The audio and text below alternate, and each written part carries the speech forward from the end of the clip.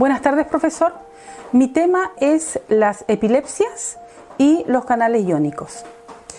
Bien, la epilepsia es un desorden neurológico crónico caracterizado por crisis convulsivas recurrentes y constituye uno de los trastornos neurológicos con mayor prevalencia global. Las epilepsias pueden ser idiopáticas o adquiridas, pero también se puede adquirir una epilepsia o una crisis epiléptica a través de estímulos muy fuertes como luminosos, sonoros, de estrés, con fiebre o tener origen en la muerte neuronal. Los canales iónicos, que juegan un papel importante en la etiología de los síndromes epilépticos, pueden participar en la generación y mediación de señales celulares en las membranas excitables, respondiendo a los cambios del potencial de membrana. Dentro de los canales involucrados en estas patologías están los dependientes de voltaje, que son alterados por mutaciones en sus subunidades provocadas por los genes que codifican las proteínas encargadas de formar el canal. La hipótesis está dirigida a establecer que uno de los tipos de mutaciones que experimentan las proteínas que forman estos canales iónicos dependientes de voltajes es de origen genético. Y los objetivos son los siguientes: identificar los principales canales iónicos dependientes de voltaje vinculados con el sistema nervioso central, conocer dónde y cómo se presentan las mutaciones en los canales iónicos dependientes de voltaje en el sistema nervioso central, e identificar algunas de las epilepsias relacionadas con estos canales iónicos. Bien, la epilepsia se considera como una afección crónica del sistema nervioso central que se produce por diversas causas, pudiendo ser estas genéticas o adquiridas. Se caracterizan por una descarga sincrónica y excesiva de un grupo de neuronas que se manifiestan como crisis espontáneas y recurrentes que pueden producir signos y síntomas motores, sensoriales, cognitivos, psíquicos y otros. Se presenta con mayor frecuencia en recién nacidos, niños y jóvenes, aunque no es difícil encontrar esta patología en personas adultas. En estas crisis hay episodios repentinos con descargas anormales desde algún sitio del sistema nervioso central. Este punto se llama foco epileptogénico y están asociadas a una despolarización rápida mediada por iones de sodio, de calcio y de potasio, donde la conciencia del paciente en algunos casos puede verse alterada. Es importante diferenciar los términos epilepsia y crisis epiléptica. Una crisis epiléptica es la aparición transitoria de signos y o síntomas anormales causados por la excesiva actividad neuronal del cerebro, mientras que la epilepsia es un trastorno caracterizado por una predisposición a generar estas crisis epilépticas. Se estima que un 30% de las epilepsias tienen una etiología genética. Existe una gran diversidad de genes asociados con la epilepsia, y dentro de estos genes, aquellos que codifican proteínas para subunidades de canales iónicos. Proteínas esenciales en los mecanismos electroquímicos de las células excitables como las neuronas. Estos canales iónicos son muy importantes para la función del cerebro. Por tanto, un defecto en las proteínas que los forman pueden alterar de forma importante la función de estos órganos excitables. Entre los distintos sistemas de canales iónicos que se han estudiado para conocer las mutaciones de los genes que codifican sus proteínas y que están relacionados a la epilepsia y crisis epilépticas, se encuentran los canales iónicos dependientes de voltaje. El estímulo para activar estos canales es el gradiente de voltaje a través de la membrana. Los canales conocidos ampliamente en este sentido son los de potasio, de sodio, de calcio y de cloro. Todos los canales dependientes de voltaje comparten la característica de poseer 4 dominios similares o subunidades, cada uno compuesto por 6 segmentos hidrofóbicos transmembranales. Bien, ahora vamos a pasar a detallar estos canales iónicos. A continuación voy a mostrar unas imágenes donde van a graficar más o menos en qué consiste la actividad que hay en estos canales iónicos. Bien, partamos por los canales de potasio. Están compuestos por 4 unidades de alfa, están compuestos por 4 subunidades alfa idénticas, ¿ya? Cada subunidad cuenta con 6 dominios transmembrana con un sensor de voltaje en el 4.º segmento transmembrana.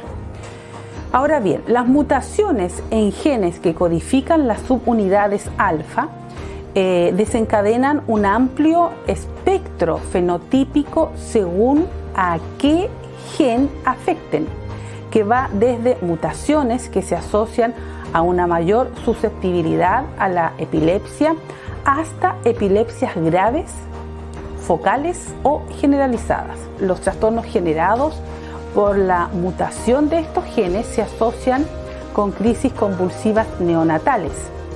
En los últimos años, el espectro fenotípico se ha ampliado abarcando fenotipos más graves, como convulsiones farmacoresistentes, discapacidades intelectuales y encefalopatías epilépticas específicas. Bien, ahora pasamos al canal de sodio. El canal de sodio está formado por 3 subunidades alfa, beta 1 y beta 2.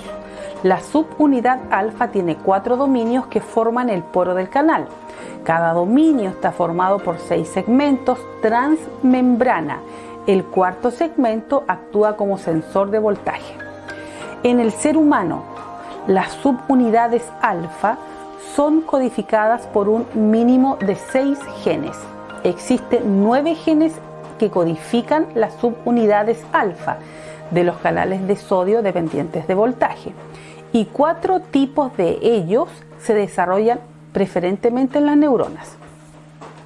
Las mutaciones en el gen SCN1A se realizan con la aparición de la epilepsia del lóbulo temporal. Las mutaciones de los locus de las subunidades alfa 1, alfa 2 y beta 1 se han asociado a la epilepsia generalizada con convulsiones febriles. En cuanto a las subunidades beta, tiene 4 genes. El gen SCN1B parece tener más relación con la aparición de la epilepsia del lóbulo temporal. Los canales de calcio. Los canales de calcio, compuestos principalmente por una subunidad alfa 1, que contiene 4 dominios similares con 6 segmentos transmembrana cada uno, el 4.º funciona como sensor de voltaje y otras subunidades reguladoras accesorias tiene también este canal. Los canales de calcio dependientes de voltaje participan en la liberación de neurotransmisores a partir de las neuronas. Esto se lleva a cabo a través de la despolarización celular, en la que aumenta el contenido de calcio en el interior de la célula y disminuye en el espacio extracelular.